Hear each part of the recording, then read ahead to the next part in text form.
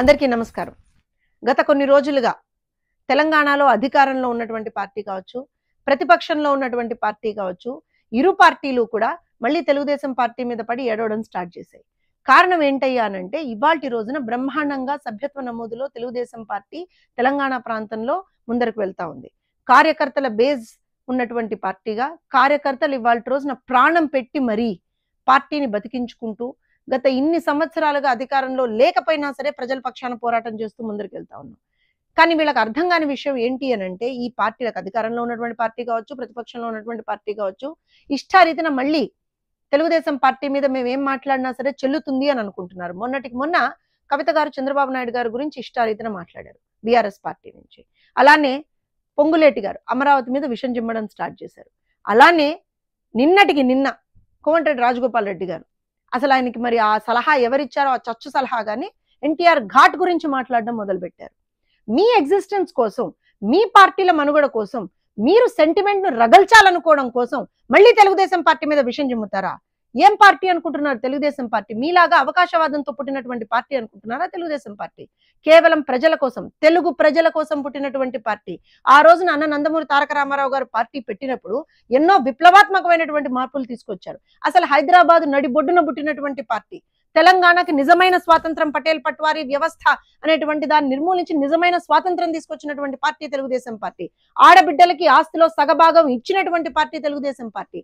ఆడబిడ్డల చదువు విషయంలో అత్యంత శ్రద్ధ వహించి ఒక మహిళా యూనివర్సిటీని ఏర్పాటు చేసినటువంటి పార్టీ తెలుగుదేశం పార్టీ. ఆడబిడ్డలు ఖచ్చితంగా వాళ్ళ కాళ్ళ మీద వాళ్ళు నిలబడాలి అనేటువంటి ఒకే ఒక లక్ష్యంతో బ్రహ్మాండమైనటువంటి ఫినాన్షియల్ ఇండిపెండెన్స్ వాళ్ళకి ఇచ్చినటువంటి పార్టీ తెలుగుదేశం పార్టీ. విద్యార్థుల కోసం విప్లవాత్మకమైనటువంటి మార్పులు తీసుకొచ్చాం, రైతుల కోసం తీసుకొచ్చాం. మేం చేసినటువంటి అభివృద్ధి తప్ప తర్వాత వచ్చినటువంటి పార్టీలు ఇవాల్టి వరకు ఒక కన్స్ట్రక్టివ్ వేలో ఏం అభివృద్ధి చేశాయి అని అడిగితే గుండు సున్నా అని చెప్పొచ్చు.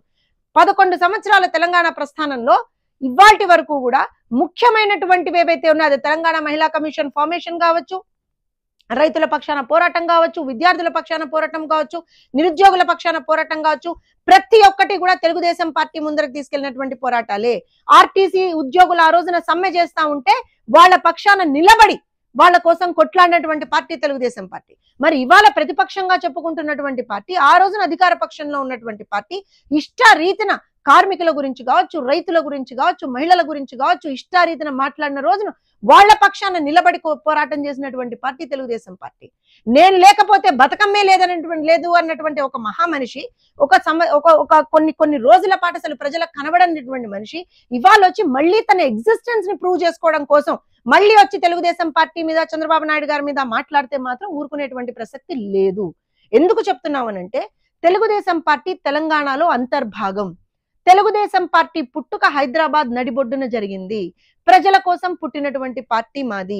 మీలాగా అవకాశం చూసుకొని మాకు ఇవాళ రోజున ఇదేది వర్కౌట్ కావట్లేదు కాబట్టి మేము ప్రజలకు ఇచ్చినటువంటి హామీలను మేము నెరవేర్చలేకపోతున్నాం కాబట్టి మళ్ళీ సెంటిమెంట్ ని రగిలిస్తే అయిపోతుందేమో అని చెప్పి విగ్రహ రాజకీయాలు చేసేటువంటి పార్టీ తెలుగుదేశం పార్టీ కాదు, ప్రజా రాజకీయాలు చేసేటువంటి పార్టీ తెలుగుదేశం పార్టీ. అరే ఇవాళ రోజున మీరు వచ్చి ఇన్ని రకాలుగా మాట్లాడుతున్నారే, ఒకటే మాట చెప్తున్నాం, దమ్ముంటే ఇవాల్టి రోజున ఇన్ని సంవత్సరాలుగా మేము తెలంగాణ ప్రాంతంలో అధికారంలో లేకపోయినా సరే ఒక్క పిలుపుతో లక్షల మంది కార్యకర్తలు బయటకు వస్తారు తెలుగుదేశం పార్టీ కోసం. మీకుందా? మీ పార్టీకి ఉందా అంతా? అరే 10 సంవత్సరాలు అధికారంలో ఉన్నారు, ఒక్క సంవత్సరం అధికారంలో లేకుండా ప్రతిపక్షంలోకి వెళ్ళేటప్పటికి విచ్చలవిడితనంగా మాట్లాడుతున్నారు. 10 సంవత్సరాలు అధికారంలో లేరు, ఇవాల్టి రోజున ఒక్క సంవత్సరం అధికారంలోకి వచ్చేటప్పటికి కాంగ్రెస్ వాళ్ళు విచ్చలవిడితనంగా అధికారం మదంతో ఊగిపోతున్నారు.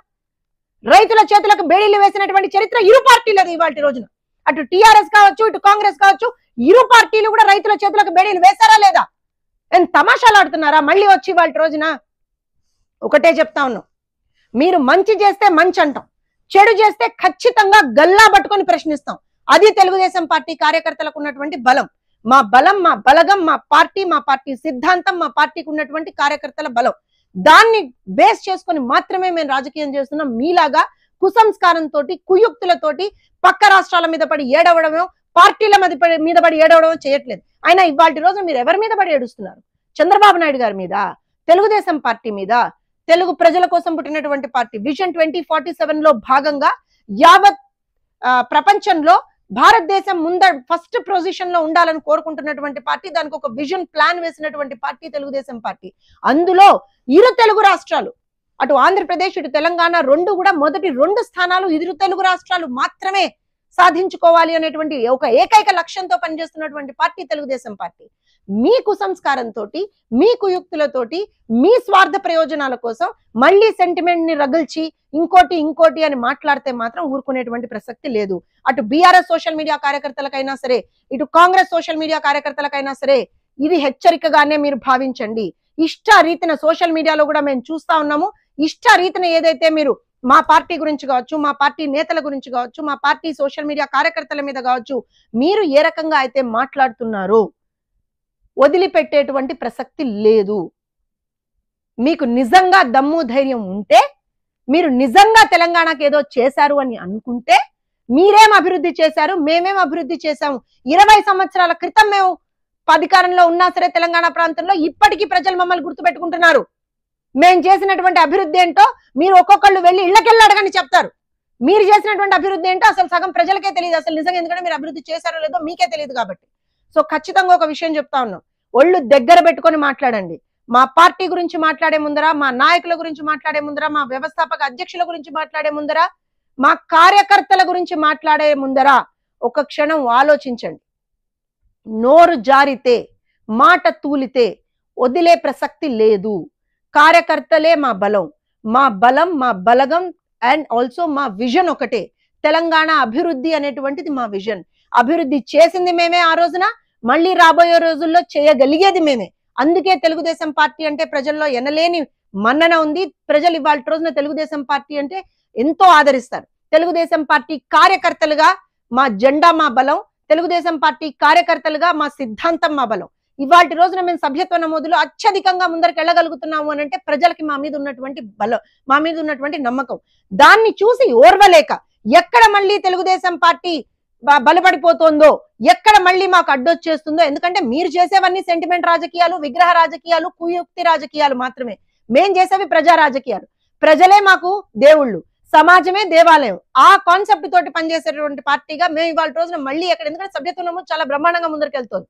సో దాన్ని చూసి ఓర్వలేక ఏదైతే మీరు ఇవాళ రోజున మాట్లాడుతున్నారో, ఏదైతే ఈ రోజున చేస్తున్నారో, ఖచ్చితంగా దీని గురించి ఒక్కసారి పునరాలోచించుకోండి అని ఇరు పార్టీలకి చెప్తున్నాం. అటు అధికారంలో ఉన్నటువంటి పార్టీకి, ఇటు ప్రతిపక్షంలో ఉన్నటువంటి పార్టీకి, ఇరువురికి చెప్తున్నాం. మాకు ఎవరు మిత్రులు శత్రువులు ఎవరు లేరు.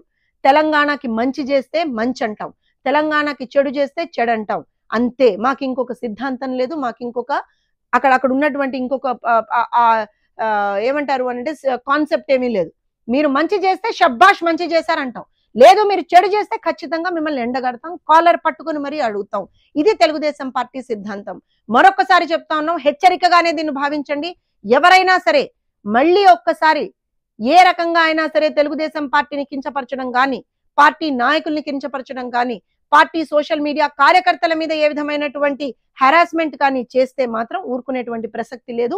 ఒళ్ళు దగ్గర పెట్టుకొని మీరు మలగాలని చెప్పి కోరుతా ఉన్నాం.